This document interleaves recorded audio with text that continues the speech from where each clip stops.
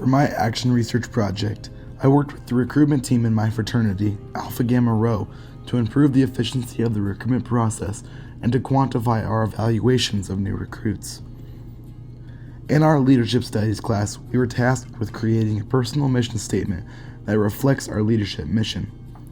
My personal mission was to aid, support, and encourage others through positive leadership, willingness to listen, and ability to understand their needs.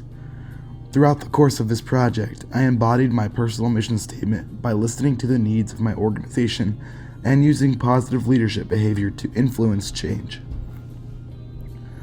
At our weekly recruitment meeting on Sunday, November 3rd, 2019, I sat down with the entire AGR recruitment team and our fraternity president to survey the needs of our group.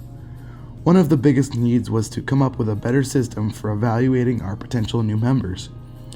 After deciding what our biggest need was, I worked with the group to develop criteria and categories for our evaluations to be based on.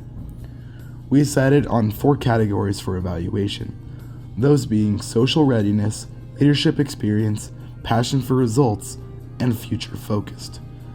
These 4 categories were chosen because they best represent what it means to be in our fraternity and they align with our organization's principles. After the 4 categories for evaluation were chosen, I asked the group to rank each of our potential new members in each of the categories on a scale of 1 to 5 over the next 2 weeks. These evaluations were to be done individually by the different members. This is how I was able to quantify the evaluations given.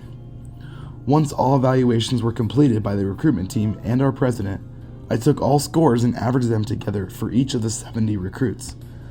After completing average scores in each category, I sorted the names of recruits in numerical order according to average score. After going through the evaluation process with the recruitment team, we got together again so that I could collect feedback on this process. One of the feedback pieces that I got was to increase the range of rankings to 10 instead of 5. The group felt as though with the scale being out of 5, the average scores were very close in number and hard to distinguish between. Another piece of feedback from the group was to increase the number of categories from 4 to maybe 6 or 7.